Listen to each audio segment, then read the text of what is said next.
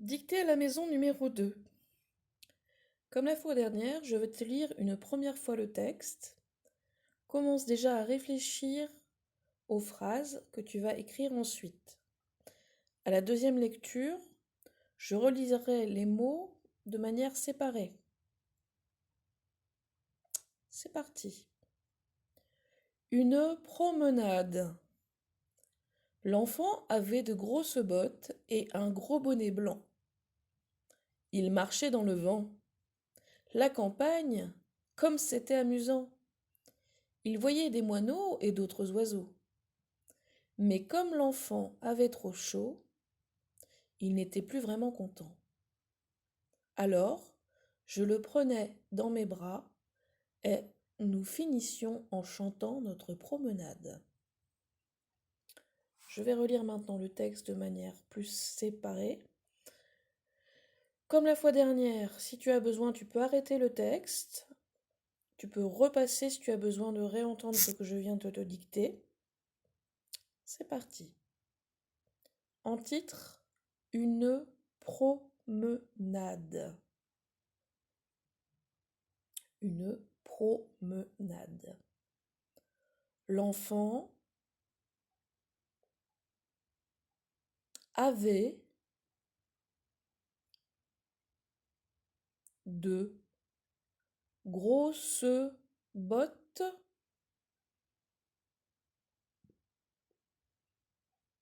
et un gros bonnet blanc.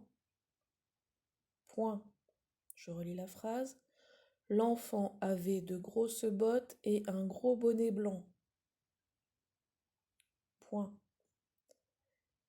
Il marchait dans le vent. Il marchait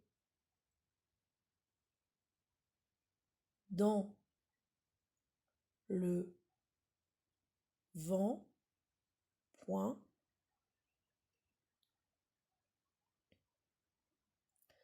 La campagne, virgule. La campagne, virgule. Comme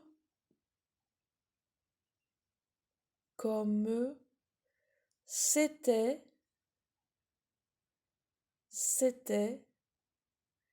amusant,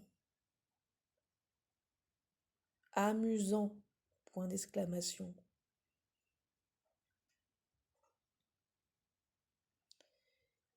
Il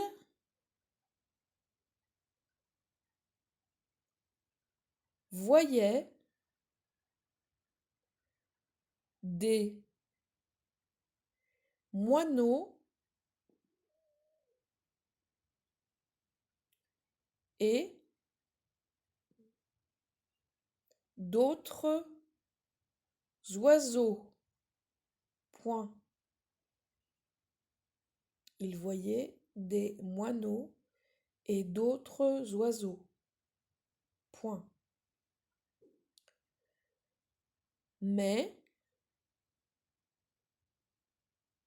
comme l'enfant avait trop chaud, virgule, il n'était plus vraiment content. Point. Mais comme l'enfant avait trop chaud, virgule, il n'était plus vraiment content. Point. Alors,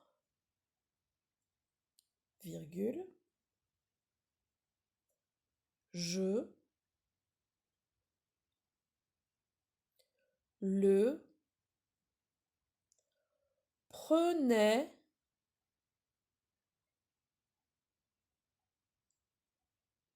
dans mes bras et nous finissions en chantant notre promenade. Point final. Je relis cette dernière phrase. Alors, virgule, je le prenais dans mes bras et nous finissions en chantant notre promenade. Voici la fin de la dictée. Si tu as besoin, tu peux réécouter le texte. Et d'ailleurs, je te le conseille pour bien vérifier les sons que tu as écrits, si ça correspond bien à ce que je dicte. Vérifiez bien aussi les verbes, les sujets. Vérifiez bien les accords du pluriel. Vérifiez bien les homophones comme EET, EEST. Bref, tout ce qu'on a l'habitude de faire.